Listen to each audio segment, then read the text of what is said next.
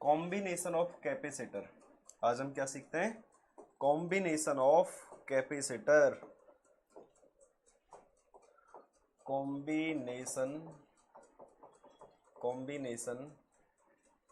Of capacitor. संधारित्र का संयोजन।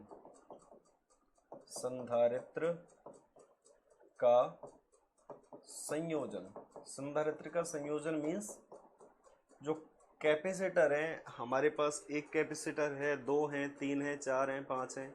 अगर हम इनको जोड़ना हो तो इन्हें हम दो तरीके से जोड़ सकते हैं।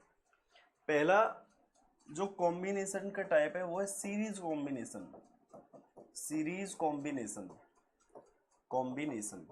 कॉम्बिनेशन मतलब श्रेणी क्रम संयोजन।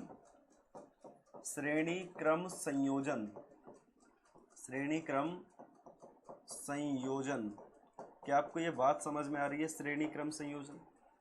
अच्छा, श्रेणी क्रम संयोजन क्या होता है? बहुत स्मूथली समझो, बिल्कुल भी माइंड पे प्रेशर मत लो, बड़े आसानी से चीजें समझ में आएंगी आपको लोग। देखो, एक क्वेश्चन और आएगा, यहाँ से ध्यान रखना। एक क्वेश्चन आने की बिल्कुल पूरी पॉसिबिलिटी है। श्रेणी क्रम संयोजन को हम देख रहे हैं, तो देखो सबसे पहले हमने क्या किया, एक कैपेसिटर लिया।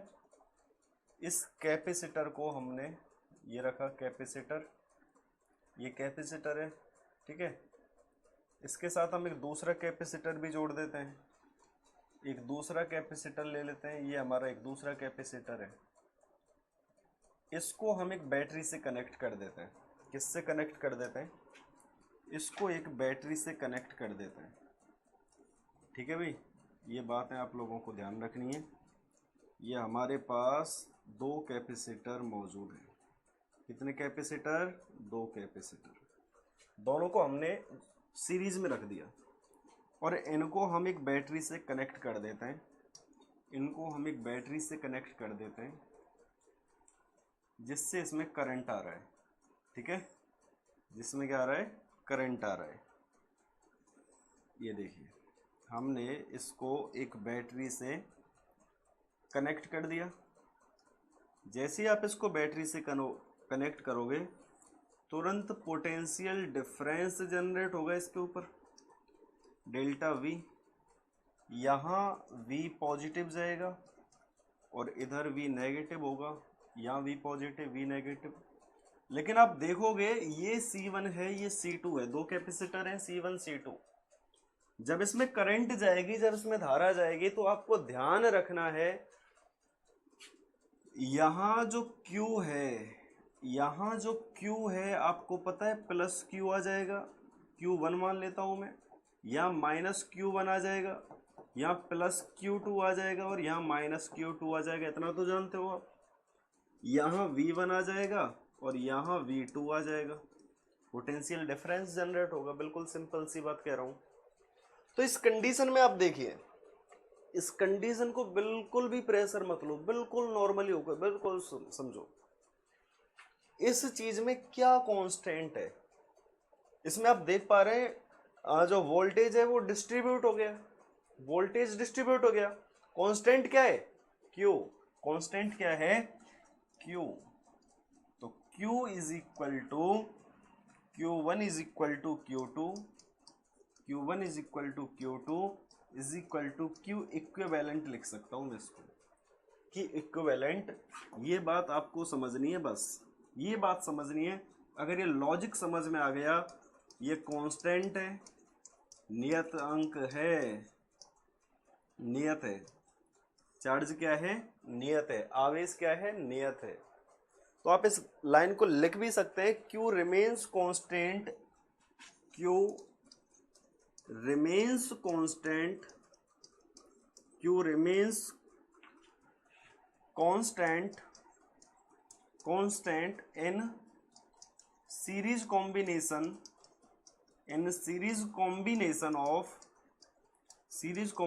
of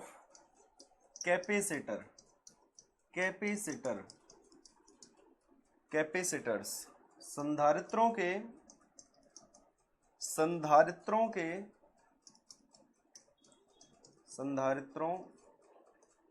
के श्रेणी क्रम के श्रेणी क्रम संयोजन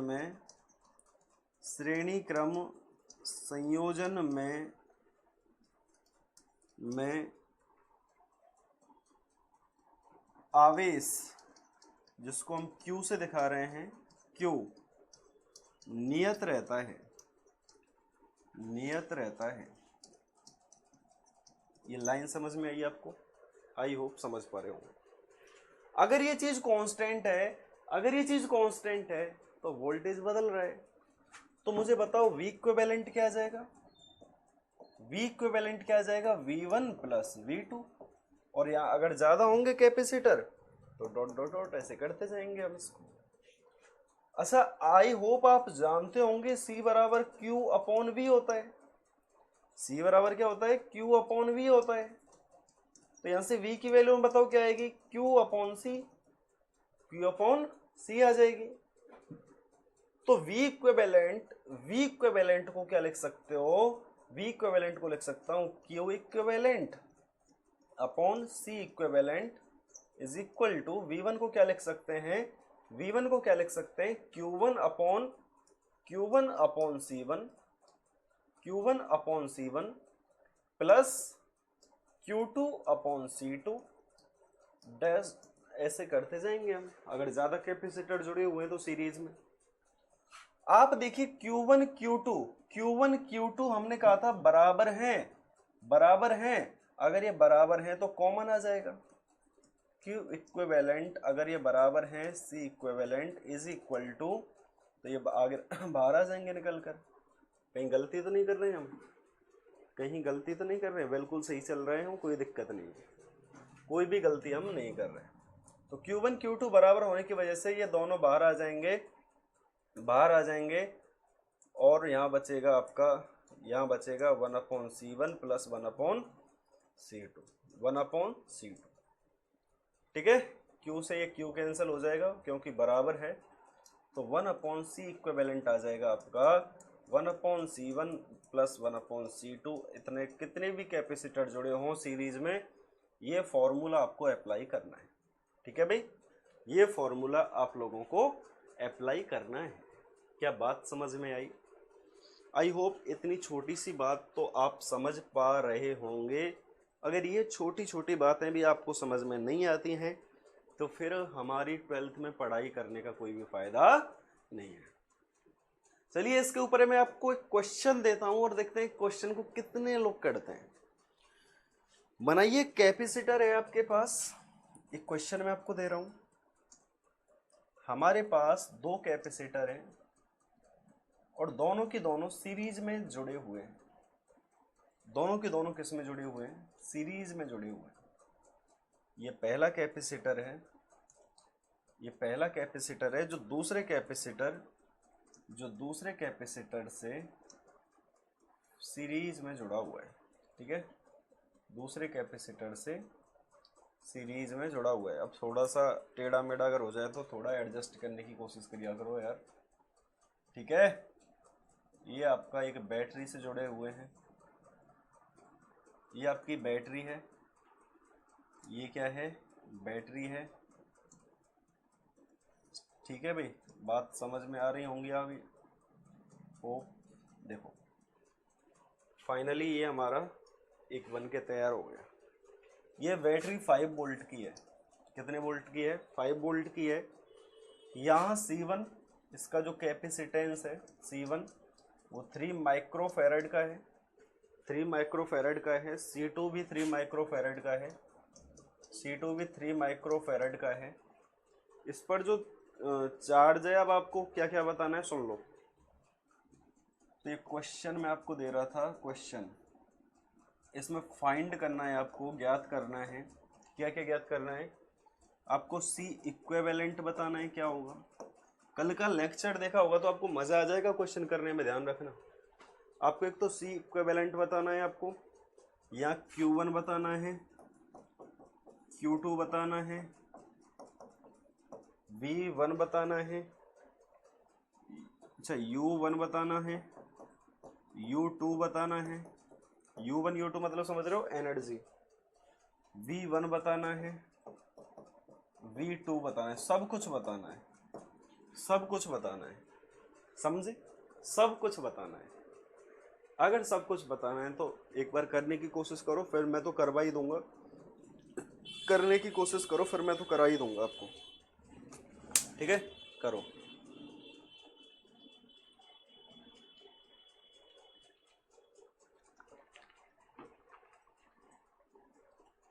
चलो देखते हैं। सबसे पहले सी इक्विवेलेंट देखते हैं। सबसे पहले क्या देखते हैं? सी इक्विवेलेंट। सिंपल सा है। सी इक्विवेलेंट निकालने के लिए C equivalent is equal to 1/C1 plus 1/C2। 1/C2। बताओ सी इक्विवेलेंट क्या आ जाएगा?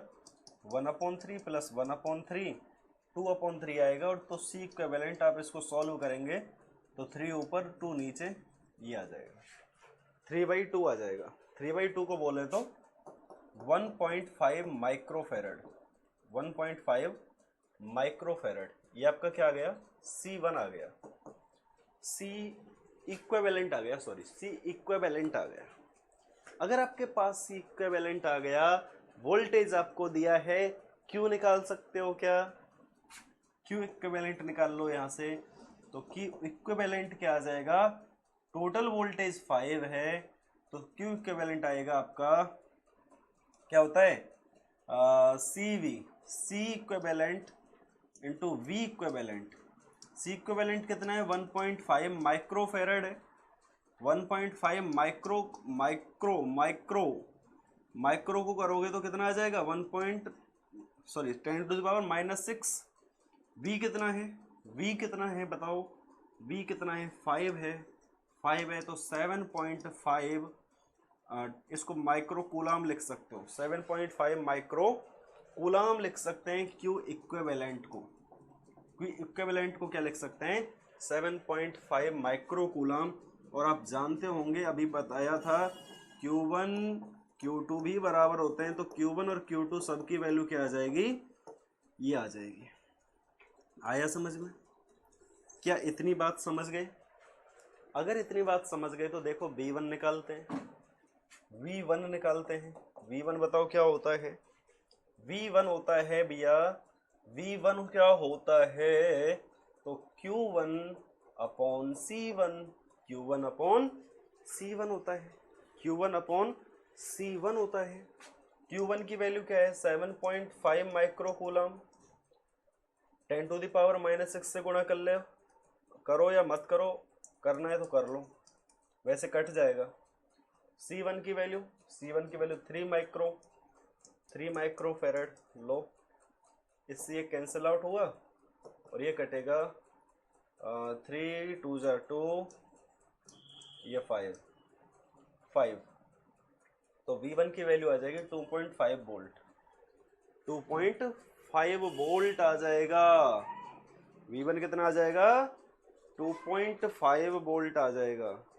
ऐसे ही V2 निकाल सकते हैं हम। ऐसे ही क्या निकाल सकते हैं? V2 निकाल सकते हैं। V2 भी निकाल लो आप।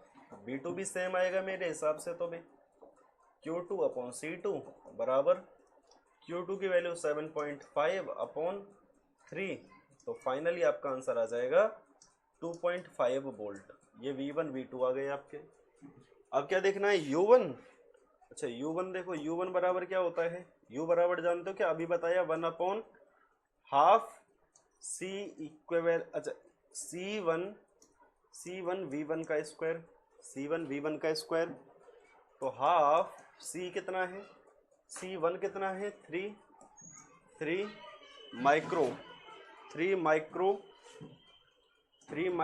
10⁻⁻6। V कितना है? 2.5 का स्क्वायर, 2.5 का स्क्वायर। तो देखो आंसर आएगा 3/2 इंटू 10⁻⁻6, और इसका स्क्वायर करोगे तो आ जाएगा 25, ये आ जाएगा, इतना आ जाएगा 6.25। और इसको मल्टीप्लाई करोगे, अच्छा नीचे 2 भी चल रहा है ना? बिल्कुल नीचे 2 भी चल रहा है। हाँ तो अब इसको मल्टीप्लाई कर लो भाई। इसको क्या करोगे? मल्टीप्लाई कर लोगे ना। इसमें कहीं गलती तो नहीं हो रही है? यू ही तो निकाल रहे हैं। U1 क्या होगा? U1, अच्छा C1 V1 का स्क्वायर, एक दूसरा भी फॉर्मूला हमने पढ़ा था ना, वैसे इससे भी निकल के आ जाएगा, इससे भी निकाल सकते हो। चलो दूसरा बता दूंगा मैं, इससे भी निकाल सकते हैं हम। 3 का मल्टीप्लाई 5 से करेंगे, 3 5 जा 5, 15, एक 3 दूनी 6 और 1 7, 6 तिया 18, 18/2 इंटू 10⁻⁻6। 2 से भाग लगाओगे 9, 2 से भाग लगाओगे 2 तिया 6, 2 तिया 6, 2 सत्ते 14, 9.37 इंटू 10⁻⁻6, 9.37 इंटू 10⁻⁻6 जूल आ जाएगा, 6 जूल आ जाएगा U1। U1 दूसरा फॉर्मूला भी बताया रखा है, ये थोड़ा सा स्क्वायर करना पड़ रहा है, मल्टीप्लाई करना पड़ रहा है। दूसरा बता रखा है ना आपको U1 का, U1 का Q²/2C, Q²/2C, उसमें चार्ज का स्क्वायर करना पड़ेगा, स्क्वायर तो करना पड़ेगा, स्क्वायर तो हमें करना पड़ेगा। तो U1 समझ में आया। ऐसे ही आप U2 फाइंड कर सकते हैं, और जब आप U2 फाइंड करेंगे, जब U2 फाइंड करेंगे तो आप देखिए ये सारी वैल्यूज समान है, C की वैल्यू समान है, V की वैल्यू समान है, तो U1 जो होगा U2 के बराबर ही आ जाएगा। 9.37 इंटू 10⁻⁻6 जूल आ जाएगी U2 भी। कितनी आ जाएगी? 9.37 इंटू 10⁻⁻6 जूल आ जाएगा। ये आपका सीरीज कॉम्बिनेशन था, जिसमें आपसे तरह तरह के क्वेश्चन एग्जामिनर पूछ सकता है। आइए नेक्स्ट मूव करते हैं, parallel combination. Parallel combination, parallel combination, combination of, parallel combination of capacitor, of capacitors, संधारित्रों का समांतर क्रम संयोजन, का समांतर क्रम संयोजन, ठीक है। इसको देखते हैं पैरेलल। अब की बार हम दोनों को किस में लगाएंगे? पैरेलल में लगा देंगे। किस में लगा देंगे? पैरेलल में लगा देंगे। तो देखो पैरेलल में लगा के देखते हैं, दोनों कैपेसिटर को पैरेलल में लगा के देखते हैं क्या होगा। तो पहला ये कैपेसिटर बनाया हमने, पहला कैपेसिटर हमने बनाया, इसके नीचे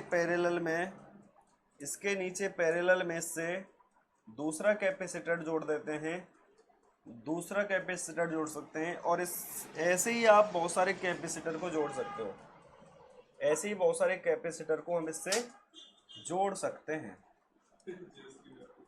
ये क्या है? ठीक है, ये हम एक बैटरी कनेक्ट कर रहे हैं, एक हमने बैटरी कनेक्ट कर दी, ठीक है। ये क्या किया? एक बैटरी को कनेक्ट कर दिया।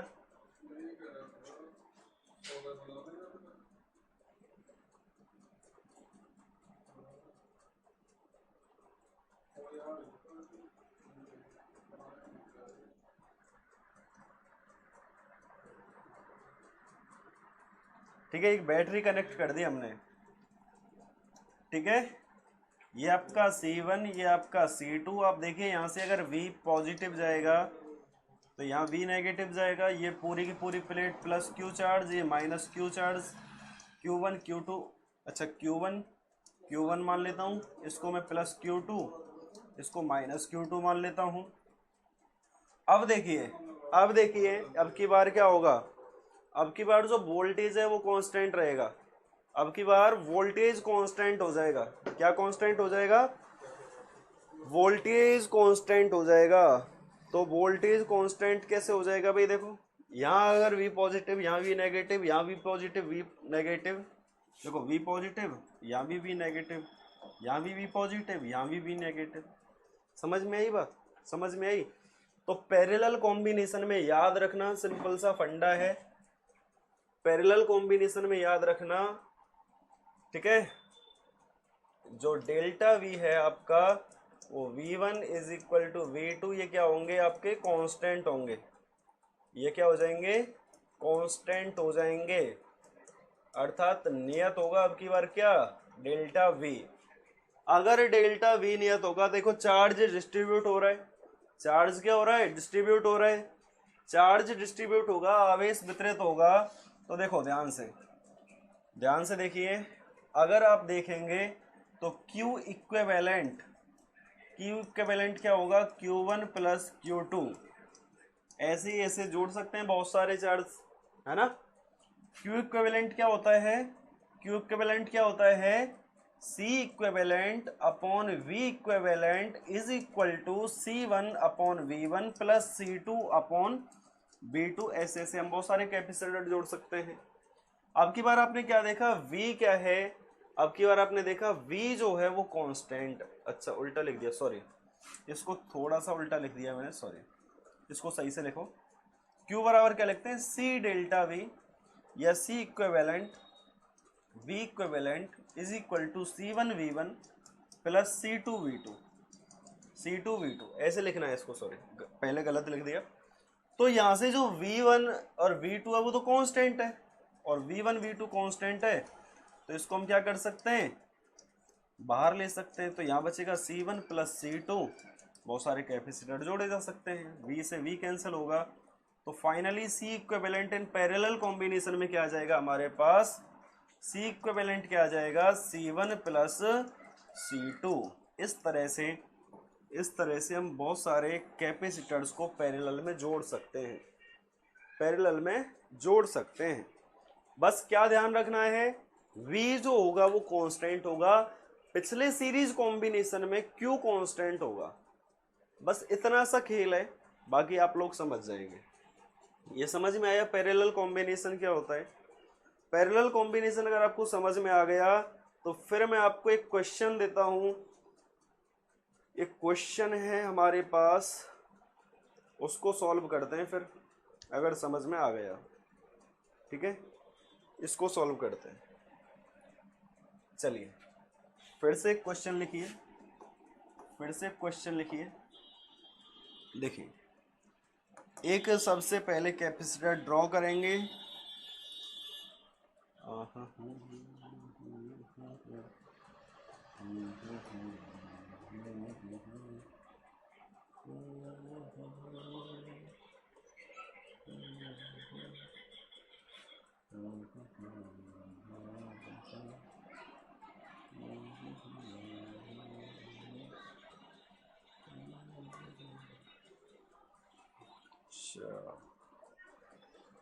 कॉपी नहीं होगा क्या,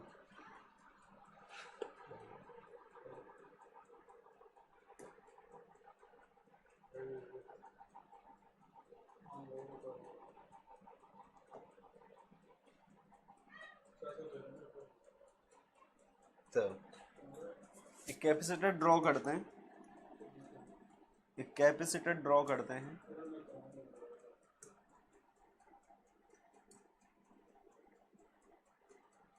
ये हमारे पास C1 है,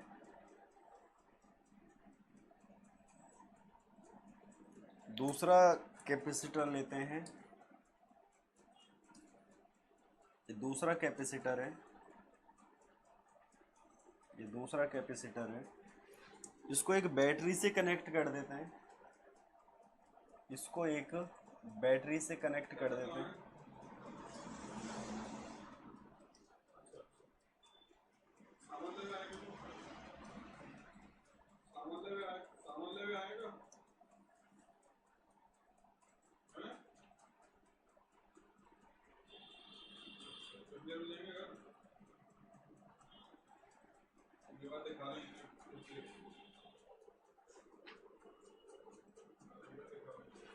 C1 की वैल्यू दी है आपको 3 माइक्रोफेरड, C2 की वैल्यू दी है 2 माइक्रोफेरड, V की वैल्यू दी है 5 वोल्ट, V की वैल्यू क्या है 5 वोल्ट। तो फिर से हमें फाइंड करना है C इक्विवेलेंट बताइए, Q1 बताइए, Q2 बताइए, Q1 Q2 क्या होंगे, इसके बाद V1 V2 U1 U2, ये सारी चीजें फाइंड करनी है, ये सारी चीज फाइंड करनी है। तो सबसे पहले देखो C इक्विवेलेंट निकालते हैं, C इक्विवेलेंट निकालते हैं। C इक्विवेलेंट क्या होता है पैरेलल में, C1 plus C2, C1 plus C2, simple सा है। 3 प्लस 2 5 माइक्रोफेरेड आ जाएगा, 5 माइक्रोफेरेड क्या आ जाएगा, C इक्विवेलेंट आ जाएगा 5 माइक्रोफेरेड। अगर 5 माइक्रोफेरेड हमारे पास C इक्विवेलेंट आ गया तो क्या Q इक्विवेलेंट निकाल सकते हैं। Q इक्विवेलेंट क्या होगा, C equivalent into V equivalent. C equivalent क्या है हमारे पास 5 माइक्रोफेरेड, 5 माइक्रोफेरेड। V इक्विवेलेंट क्या है 5 वोल्ट। तो हमारे पास फाइनली आ जाएगा 25 माइक्रोकूलम। Q इक्विवेलेंट कितना आ जाएगा, Q इक्विवेलेंट कितना आ जाएगा 25 माइक्रोकूलम आ जाएगा। ठीक है। अगर यहाँ से आप V1 V2 देखोगे तो आपको पता है V1 V2, आपको पता है V1 V2 यहाँ सारे सेम होते हैं, तो ये पता होना चाहिए V1 V2 सब बराबर होते हैं पैरेलल कॉम्बिनेशन में। तो ये 5 वोल्ट रहेगा, 5 वोल्ट रहेगा। अगर ये लॉजिक याद है तो आप यहाँ से Q1 की वैल्यू आसानी से निकाल सकते हैं। Q1 की वैल्यू क्या हो जाएगी, C1 V1। Q1 क्या है, Q1 बराबर C1 V1, C की वैल्यू 1, V1 की वैल्यू 5, तो कितनी आ जाएगी 15 volt, sorry 15 microcoulomb, sorry 15 microcoulomb. कितना आ जाएगा 15 माइक्रोकूलम आ जाएगा, 15 माइक्रोकूलम आ जाएगा। ऐसे अगर हम Q2 निकालोगे तो Q2 क्यों आएगा C2 V2, C2 की वैल्यू 2, V की वैल्यू 5, तो आ जाएगा 10 माइक्रोकूलम, 10 माइक्रोकूलम। U1 की वैल्यू निकाल सकते हैं, U1 कितना आएगा, U1 की वैल्यू क्या आ जाएगी, तो U1 की वैल्यू आ जाएगी आप लोगों की, U1 की वैल्यू आ जाएगी half C1 V1 square, half C1 V1 square. Half C1 की वैल्यू क्या है, C1 की वैल्यू है 3 माइक्रोकूलम, सॉरी माइक्रोफेरेड। V1 की वैल्यू 5 का स्क्वायर, तो ये आ जाएगा 25 75/2 गुणा 10 की पावर -6। इसका आधा करोगे, इसका आधा कितना होगा 37.5 इंटू 10⁻⁻6। ये 37.5 माइक्रोकूलम लिख सकते हैं, सॉरी जूल लिख सकते हैं, माइक्रो जूल लिख सकते हैं, या 10⁻⁻6 जूल लिखना चाहो जैसा भी आपका मन करे, -6 जूल लिख दो, या इसको ऐसे भी लिख सकते हैं 3.75 इंटू 10⁻⁻5 जूल, -5 जूल। ऐसा भी लिखा जा सकता है, ऐसा भी लिखा जा सकता है। समझ में आया U1 क्या लिख सकते हैं। अगर हम U2 की बात करें, अगर U2 की बात करें तो U2 क्या आ जाएगा, देखो U2 क्या आ जाएगा, हाफ ऑफ C2 V2 का स्क्वायर। C2 क्या है आपका 2 इंटू 10⁻⁻6, V2 क्या है 5 का स्क्वायर, तो आपका 2 से 2 कैंसिल, 5 5 25 10⁻⁻6, तो 2.5 इंटू 10⁻⁻5 जूल आ जाएगा U2। समझ में आई ये बात। तो ये सारी चीजें हमने फाइंड कर ली, C equivalent, Q1 Q2 V1 V2 U1 U2 सारी चीजें आ गई हमारी। तो हमने दोनों चीजें देखी, सीरीज कॉम्बिनेशन और पैरेलल कॉम्बिनेशन, सीरीज कॉम्बिनेशन और पैरेलल कॉम्बिनेशन आपको आई होप समझ में आ गया होगा। तो ये आपका ध्यान रखना, बहुत इंपॉर्टेंट टॉपिक है, क्वेश्चन आने की पूरी पॉसिबिलिटी है सीरीज कॉम्बिनेशन से या पैरेलल कॉम्बिनेशन से। तो आप इन क्वेश्चंस को मिस ना करें, बहुत सिंपल होते हैं, बस थोड़ा सा लॉजिक याद रखना। सीरीज में Q कांस्टेंट होता है,